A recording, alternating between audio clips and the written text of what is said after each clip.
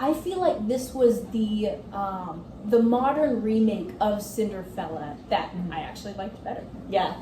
I think it hit me and I was like, oh my goodness, that's Peaches! Yeah. And okay, I kid you not, the whole movie, I could not stop seeing her as Peaches, Yeah. or hearing her as Peaches. Hello, welcome to the Cindy Show. My name is Lily. And I'm Rosie, and today we're reviewing the 2012 Rags, which is a romantic teen musical TV Nickelodeon movie about a young man named Charlie Prince, who is played by Max Schneider. Also, there's Keke Palmer in this movie. And this is a roles-reversed Cinderella movie about Charlie, who lives with his step-family, and he's an aspiring performer. They live in New York. And he meets a young woman named Katie, who's actually the daughter of a really big records label owner. So she's kind of a pop star.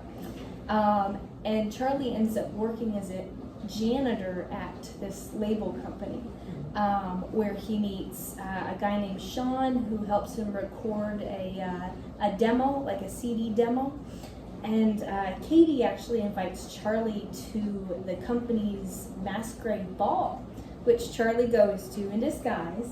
And he ends up performing there, but then taking off so his step-family doesn't catch him. And he leaves his CD demo, of course, and Katie has to find out who this mysterious performer was who did really well.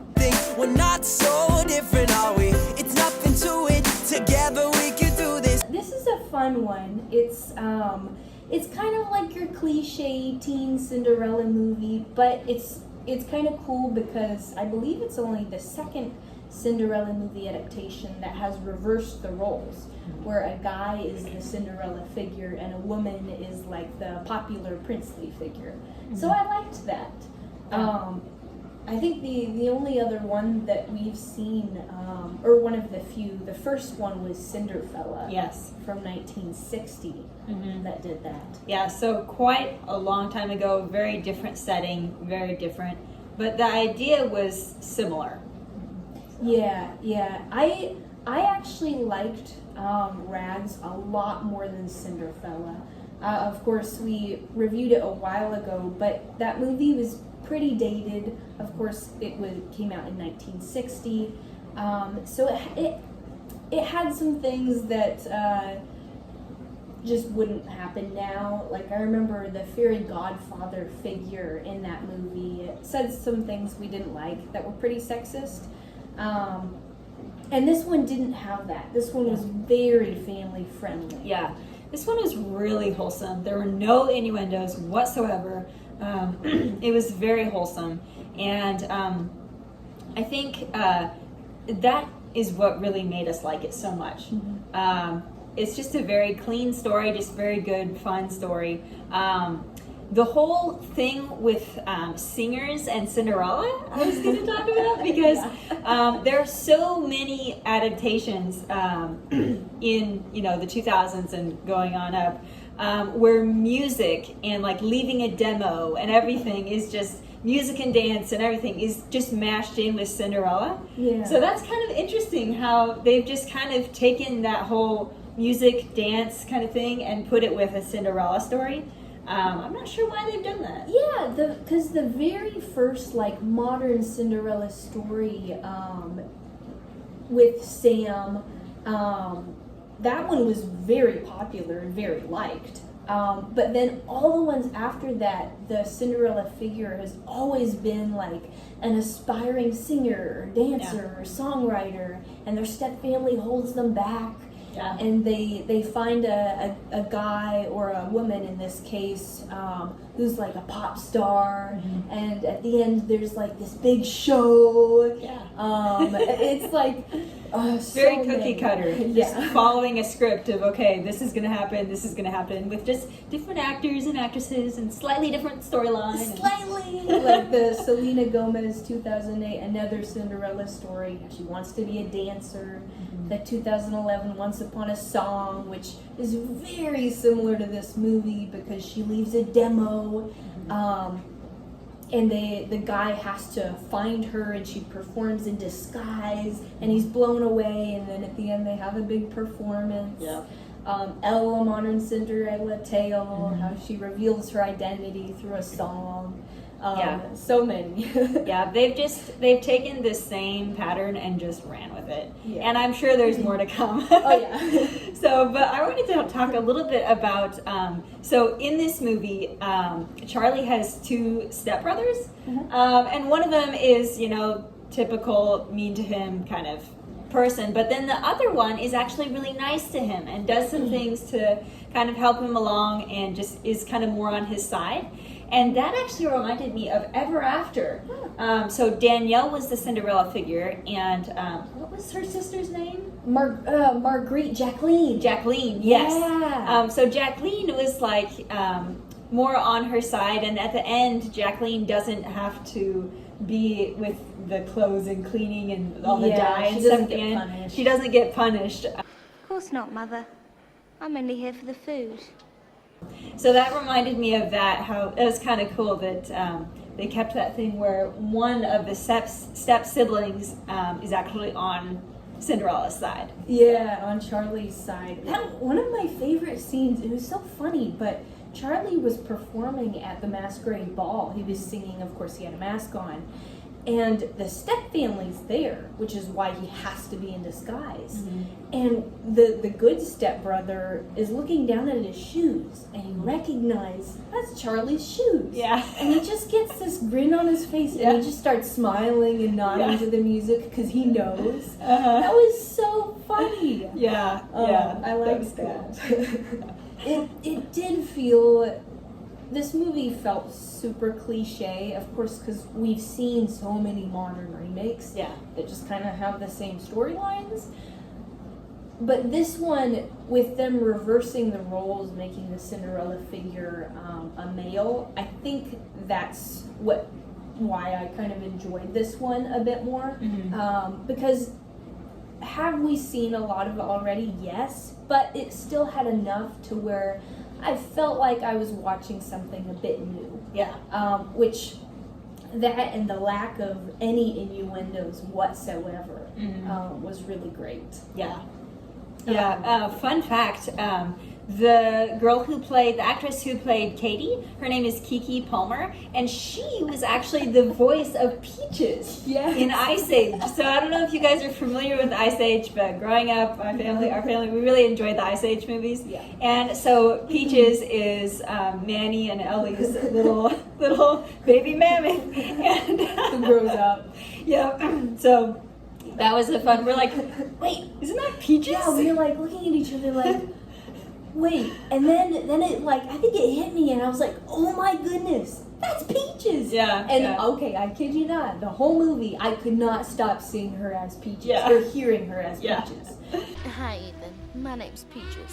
What's yours? Because in my head she's like this young mammoth who is Manny and Ellie's daughter. It's like, I can't stop seeing Peaches. But yeah, she's a great actress, and she did a good job in this. And actually, that movie, Ice Age 4, came out in 2012, which was the same year as this movie. This one. So no wonder her voice sounded familiar. Yeah, it's the exact same age and everything.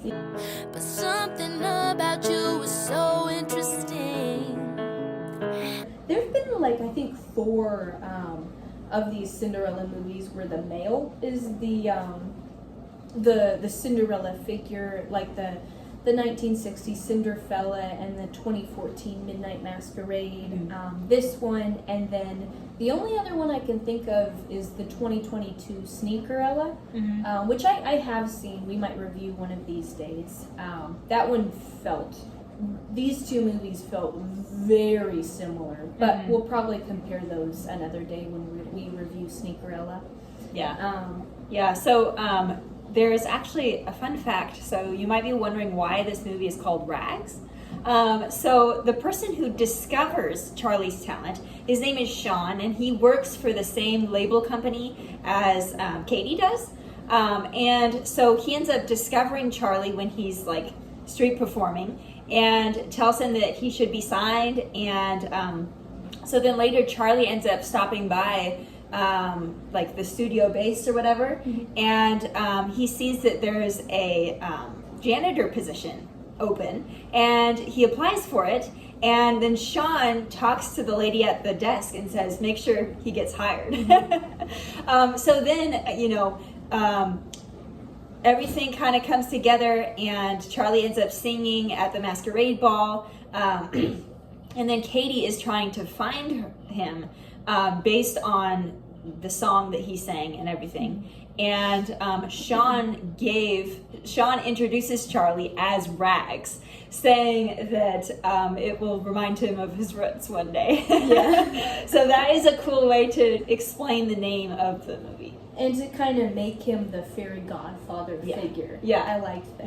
Yeah. If anyone was the fairy godmother kind of figure, it would have been Sean, because he gave Charlie what he needed to keep him going forward in the story. Yeah. Yeah. Something else I noticed, there was a woman and a man who worked at Charlie's father's, it's like a karaoke bar kind of thing. And there's a couple that works there who's friends with Charlie.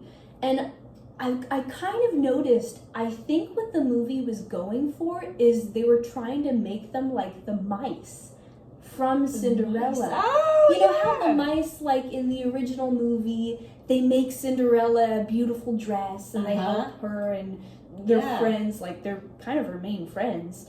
That they kind of seemed like that's what they were going for. Yeah, well, because the wife, like, she made the outfit that Charlie ends up wearing to the masquerade ball. It's this big silvery suit. Yeah. And so, yeah, in a way, they're almost the fairy godmother people too. Yeah, though. kind of. Like helping Charlie to get where he's supposed to go with a little bit of magic of like helping him. So yeah. Yeah, that was cool. Let us know. I feel like there's other stuff that I'm not thinking of that kind of tied over. Let us know. I know I caught that one that I just kind of thought of the other day, but let us know if there's any others that we missed. Because I like finding those little Easter eggs. Yeah. Just kind of little Cinderella things that you might not notice immediately. Yeah. And also let us know if you know of other Cinderella adaptations where the roles are reversed. Yeah. I would be really interested in knowing if there's some more out there that we haven't discovered yet. Yeah, because those are fun.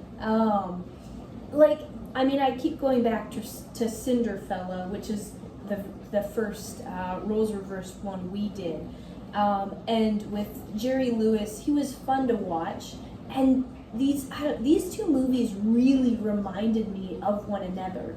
Because Charlie was also pretty quirky, and he could dance really well, and he was just kind of charming and humble too. But I feel like this was the modern remake of Cinderfella that I actually liked better. Yeah. Hey, we're not so different at all.